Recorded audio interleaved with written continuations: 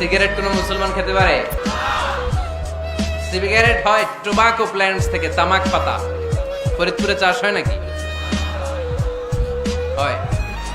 কোন থানায় হয় বেশি? হ্যাঁ, তামাক ক্ষেত যারা দেখছেন কোনো বেড়া লাগানো লাগে? কারণ ছাগলেও মুখ দেয় না। তো যেটা ছাগলে খায় না এটা কোনো মুমিন বান্দা খাইতে পারে? তো খান কেন এগুলো পচা জিনিস? হ্যাঁ, এই পৃথিবীতে বিড়ি আর সিগারেটই একমাত্র খানা যেটা টয়লেটে ঢুকে খাওয়া যায়, তাই না? পৃথিবীতে সিগারেট আর বিড়ি একমাত্র খাবার। রাগ করবেন না যারা খান, রাগ করেন না। আবার একটু কমন সেন্সটা কাজে লাগানোর জন্য, চিন্তার জন্য বলতেছি। এটাই পৃথিবীর একমাত্র খাবার যেই খাবারের গায়ে এই খাবারের বদনাম লেখা থাকে। Smoking causes cancer.